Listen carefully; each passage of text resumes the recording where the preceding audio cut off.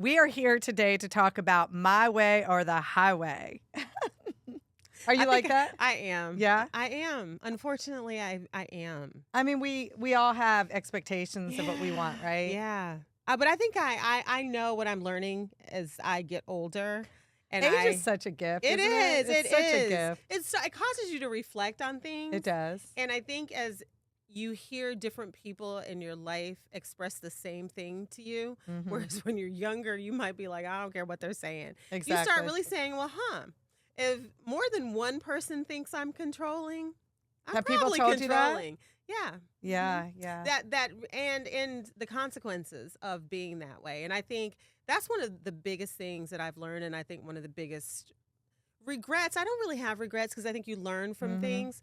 But I know in my relationships with both romantic and with my children, that having really high expectations, and those expectations are based on what I think that people should do, can set people up to feel like they're not good enough, Right. or they're not capable. Make it a situation where people may not want to try because they feel like they can't live up to the expectations that I have. And so I'm starting to see just the consequences for wanting everything to be my way. Gotcha. Okay. But I also know where it came from too. Okay. And, I grew up, my dad was military, my stepdad.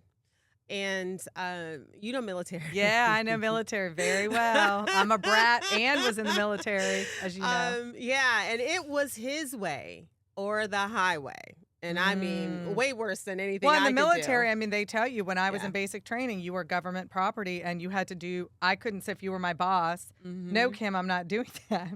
I would get in trouble, like straight up real trouble. But you can't, like, if you take that to your house, then people feel like a prisoner in their own house. Well, that's true. But was he young when he joined the military? Like he 18, 19? He was young. He was young. And when he joined the military, he was also young because my mom had me young. They were young when he married my mom. So he had just been trained in that way. And I know he was Army. Yes. So I was Air Force. And I mean, even in basic training, they're looking through your shirts. Like I have a little, I mean, I would have gotten a demerit for that string. Oh, really? Oh, yeah. I would So it's got to be perfect. Perfect. So I would have failed that inspection. Yeah. And so they do. It's like if you don't already have trouble with OCD, you're going to have it. You're going to have it. And being perfect and everything like that, and it being perfect and everything having to be a certain way. And like I said, I would have failed. Yeah. And that's just the way it is. So he probably had a tougher experience because the Army's a little bit more. Yeah. So I give, thankfully before my dad passed, we had an opportunity to talk and resolve a lot of our kind of issues. Oh, good. So that was a good thing for us. But it absolutely impacted the way that I then went into a marriage and raised my own children. And my philosophy and thought process was nobody was going to control me, and I was going to do exactly what I wanted to do. And that was not healthy or good. And do you think that resonated in your marriage and everything? I do. Yeah. I do. And I just really did want, and I think, before on another episode, we were just talking about the gender roles. Yeah. And I wanted to raise my children the way that I wanted to raise my children. With no input from him, huh? With input, but it didn't matter. Not a lot of input. I mean, people are probably getting a sense of my personality now if you watch the show. I still struggle with that. I do struggle with that. And I struggle with letting down and allowing people to have the space to be themselves. To be themselves. And it's funny, I'm glad you brought that up because one of my girlfriends who we were talking the other day because I was like, get any ideas for podcasts? And we were kind of talking similar about this. And she said something to the effect like, when her husband comes home, she finds herself, and then she asked herself, if he can't come home and be himself, truly be himself, why does he have to be the way that I want him to be? Yeah. She said, that's a problem. It's a problem if you can't be yourself in your own home. But she realized, on eggshells. Right. And she realized it and she was like, he doesn't have to act the way that I want him to act. Yeah. Like he's his own self. And I'm like, Oh, yeah, we're going to be talking about this. Yes. Because we're probably all guilty. I mean, look at that. We have kids. Yeah. You're going to act this way? Well, they're different people than us, right? They are. And my children have been some of my greatest teachers, to be honest. And in particular, my oldest daughter, who's not having it. I love Sierra. She's great. Yeah, she doesn't pull any punches and letting me know, look, stop, and stop trying to fix everything. Sometimes I just want you to listen. Don't try to fix it. Oh, And that's so the you're part, trying to fix too. Yeah, that comes along with it too, because you're fixing it or giving suggestions based off of what you think is best. Well, look, in the previous episode, I talked about my expectation for my son, because he wants to maybe come home after college, is save his money so he can put a down payment on a little condo or something and not rent. Yeah. That's my dream. That's your dream. That's what you wanted to do when you came home from college. But I was in the military, so little different situation. But well, maybe that's me projecting my stuff onto you. Because I just don't want him. I'm thinking if he buys something super young, financially, it's going to set him up and be better in that area than I have been. But he may want to travel the world, and he may not want to own a house. I know. You you want to control people in a sense to do what you want them to do. Yep, and really it doesn't come. One of the things they talk about is the person being mean. Oh, okay. But it really doesn't come. And just in preparing for the show, it comes from fear. If I don't control this, what are the consequences for it? But why do we do that though, Kim? Because you can't control even the things you can. You think you can control. I can barely control myself. But we think. But even the things that we think we can control, we really don't have any control. We don't have control of other people. I don't know, your car. You get in your car. Well, your car could break down tomorrow, but you're in control, but not really because your car broke down. You know? What drives it? It's the fear of your car breaking down. So I'm going to make sure I take care of my car. I'm going to check the weather. I'm going to do all these things. And we can get caught up in that kind of cycle of living from fear and trying to control every aspect of our environment. But what a hard life to live. I mean, maybe I'm sure I have aspects of that. I mean, we talked in the previous episode, the gender roles, like you said, and I know one of my biggest things that probably bit me in the butt is that I did my laundry for my boyfriend, who then turned into my husband, and then the laundry. Yeah. And then when he finally started to help me, he didn't fold the towels right. Yeah. He didn't do it right. Right. And then finally, as life got, we got older, I remember having to say, Shannon, at least he's trying. At least he's trying. Stop it. He's trying. And then I'd go in the cupboard and I'd see the towels, mine all perfect, and then his folded.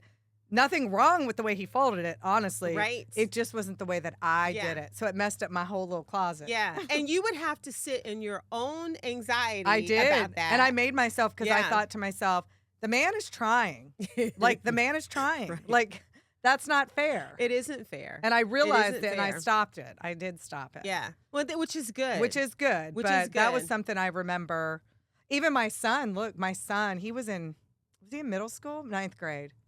He wanted to do his own laundry. I'm like, no, I got you. He's like, why can't I do my own laundry, Mom? Like, he got upset. Yeah. And then I was like, why am I not letting him do something he wants to do? And then I started letting him do his laundry, and he does his laundry. Now, every once in a while, if I saw his laundry was full, I would just do it just to be kind. And he'd be like, thanks for doing my laundry. He wanted to do his laundry. Yeah. It's not that he wasn't going to do it well. Maybe I just wanted to do his laundry. Yeah. I don't know. You just wanted to. That's your thing. And laundry, it's funny how I hate laundry. I don't mind washing laundry can be such a thing.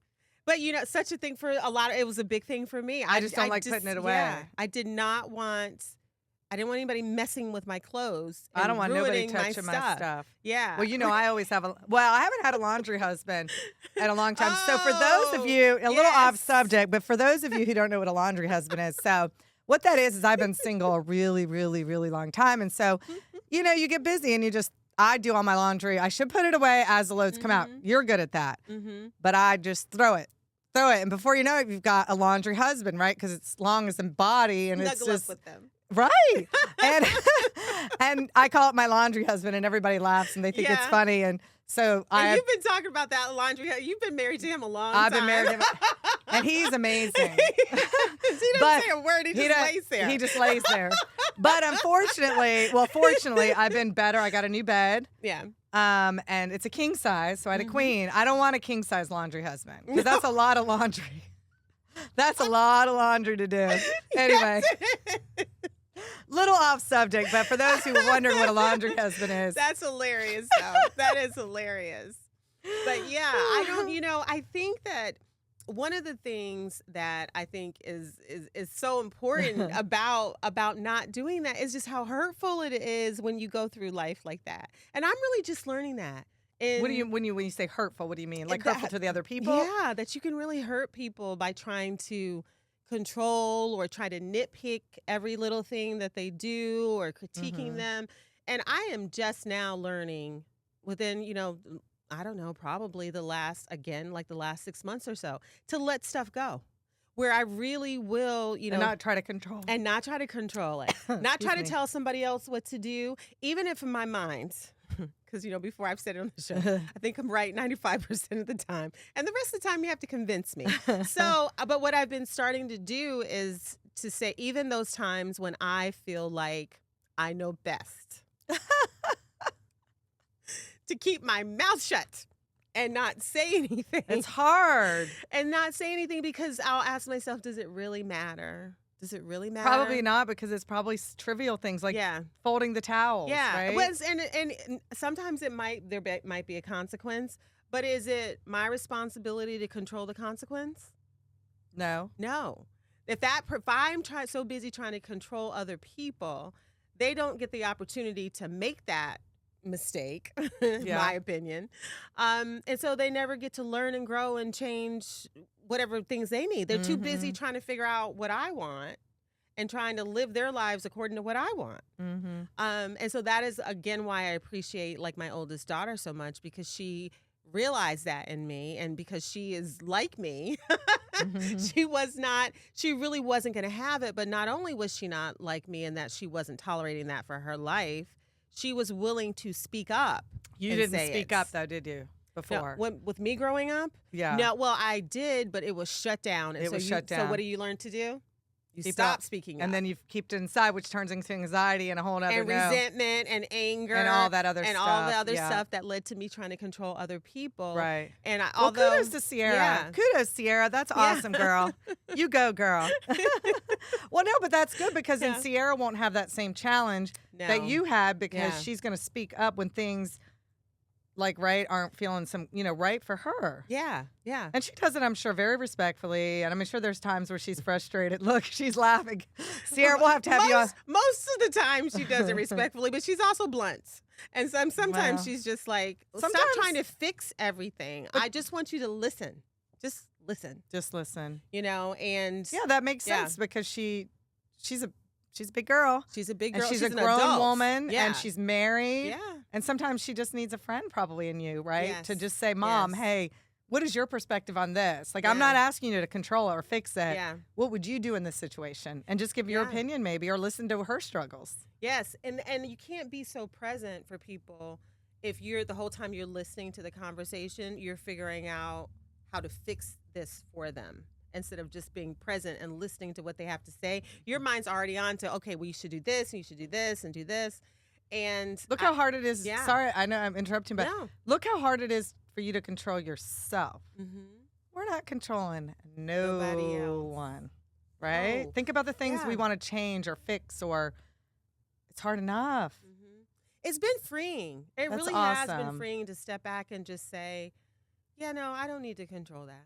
Yeah. I don't care. And I think about that, or my mind will make up scenarios like that. And I don't know if that's control. I don't know. Stinking thinking from therapy words. It's called stinking thinking. Yeah. And will be like, oh, and then even on the way to the show this morning, I was thinking about something, and I literally out loud was like, Shannon, you're making up stories. What are you doing? This is so not okay. Right. You don't even know none of it. Yeah.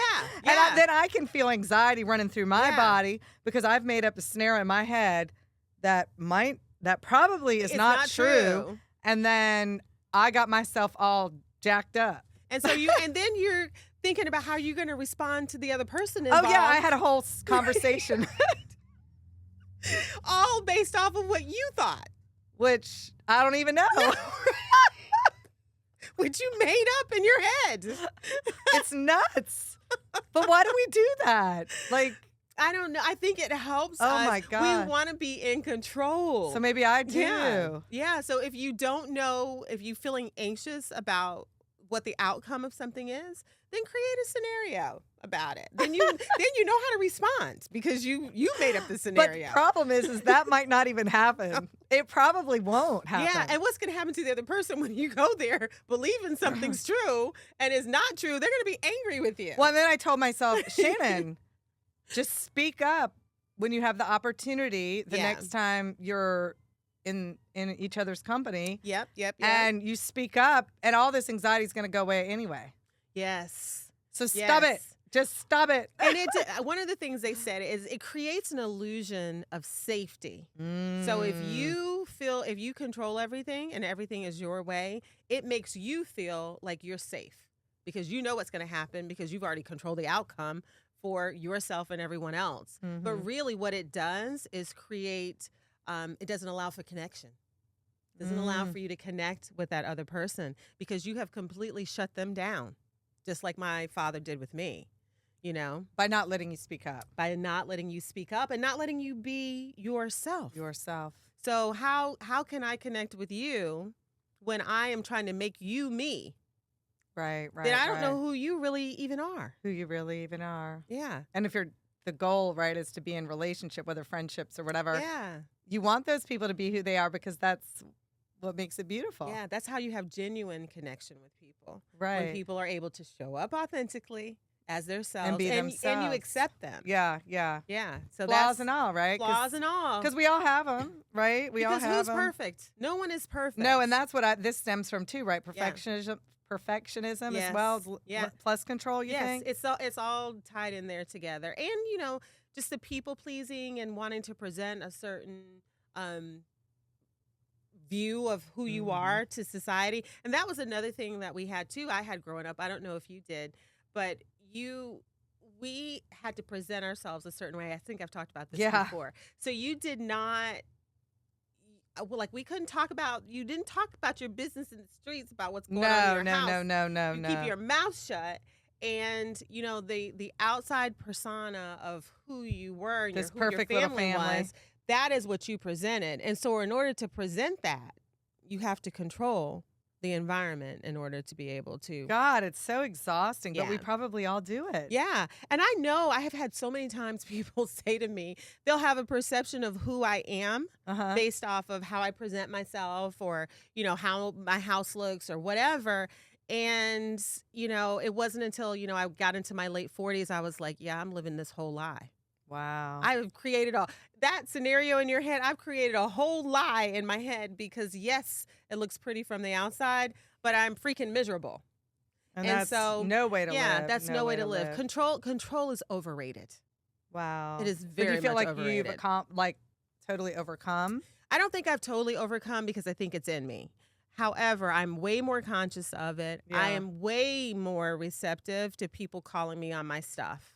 There was a time when I wasn't able to receive that, but now I'm like, I have learned the lesson. What, instead of getting defensive? Instead of getting defensive. Because they're not trying to be rude, probably. No, just they're trying to speak their truth. Their truth. And you have to sit with your uncomfortable feeling and say, yeah, did I do that? Was I really just like a jerk?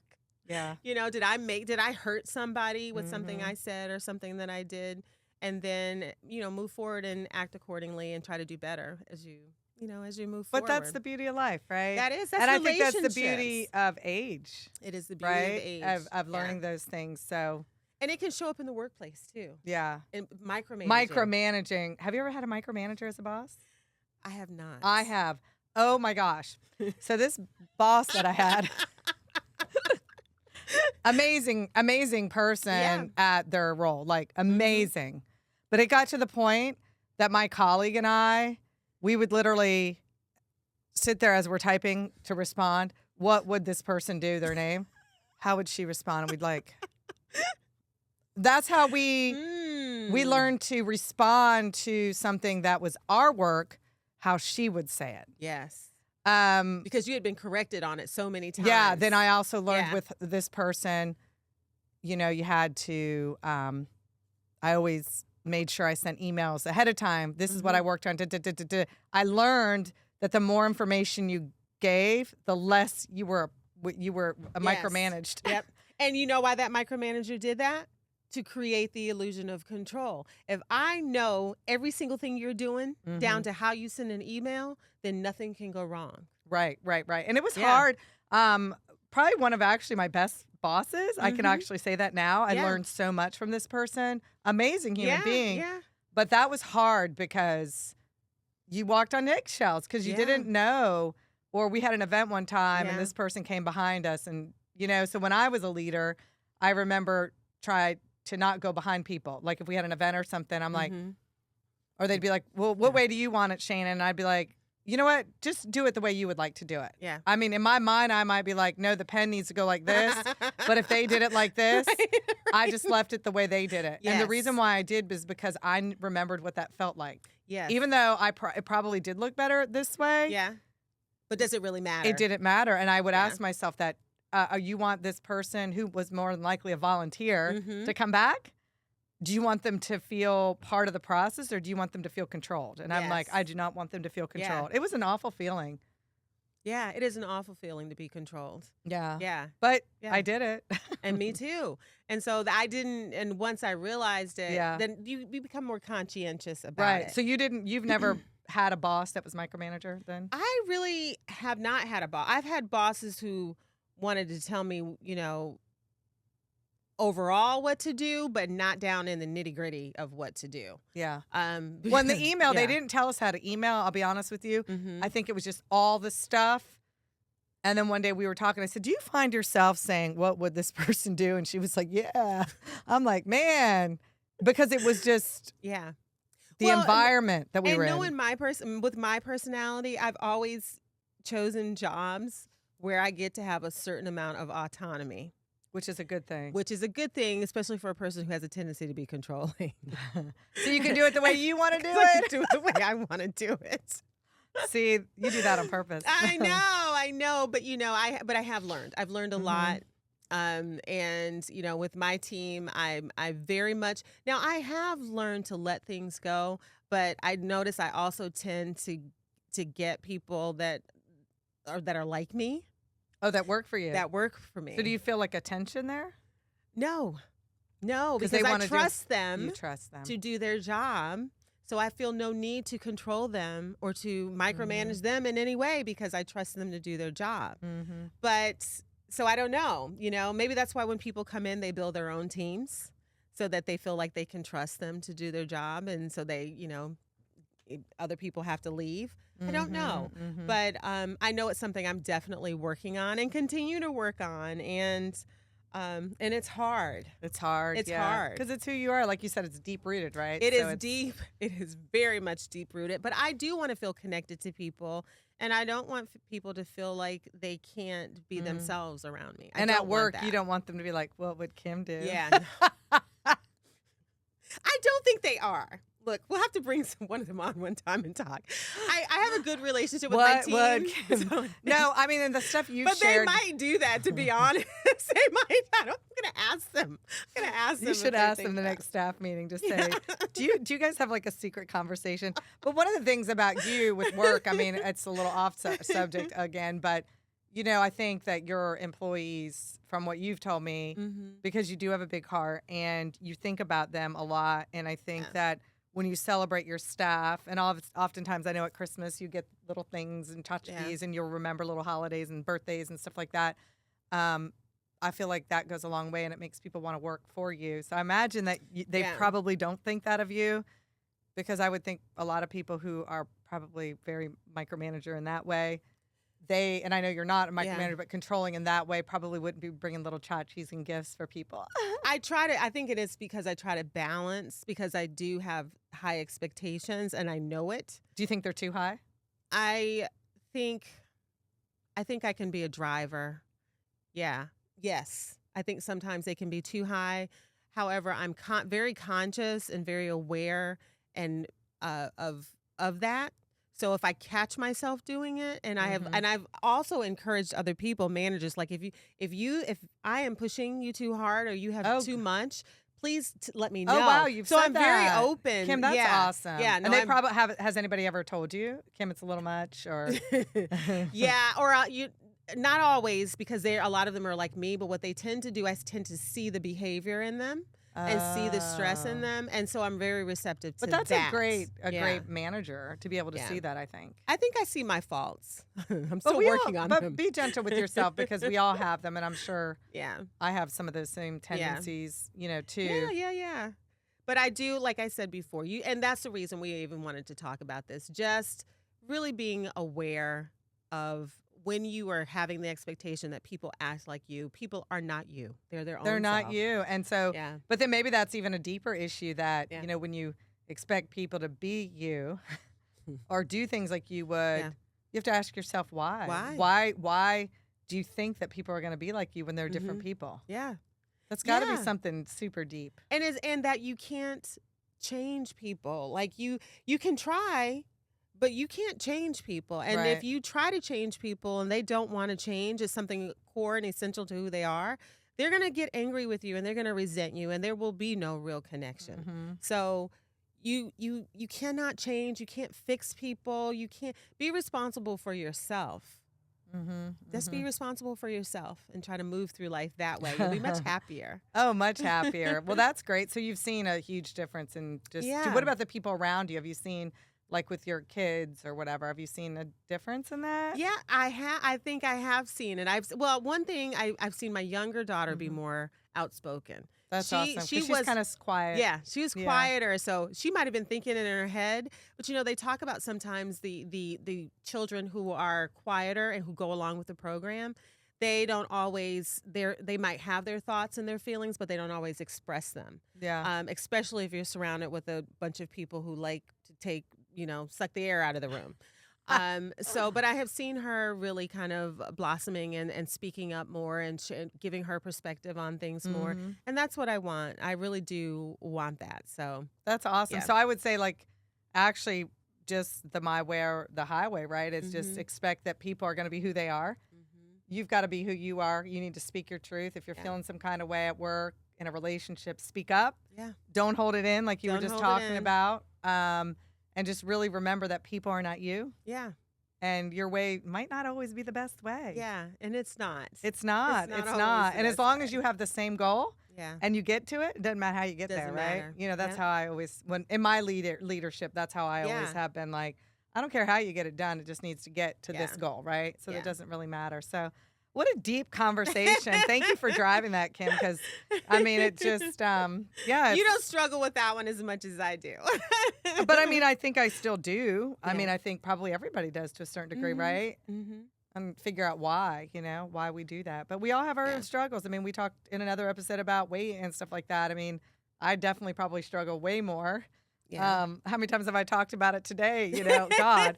But you know what I mean? It's just we all have our own struggles, and I think it's probably the good thing that we're able to share because we can learn from each other. And just being compassionate with each other. And being compassionate, exactly. Well, I hope you enjoyed this conversation and have an opportunity to look within yourself. Maybe you're a little, my way or the highway type. And maybe you need to stop and look at yourself as well and say, your way might not always be the best, and that other people are different. And it's okay. You want things a certain way, but they might as well. And you have to be respectful and compassionate, as Kim said, with that. Well, thank you again for joining us. Follow us or subscribe to us on YouTube. Follow on Spotify. And we're looking forward to bringing Mother's Day in. That's going to be great. We're going to You're going to get to hear my children talk about so I'm going to. how controlling I am. I've taken some notes from this conversation, and I'm going to be meeting with Kim's daughter separately to get some answers to some questions that we're going to ask Kim. And just kind of look at that mother-daughter dynamic. They're going to ambush me on the show so you get a real reaction to see what I say. They'll say how amazing and sweet you are. But until next time, thank you for joining us on the Pink Dress Effect. See you next time.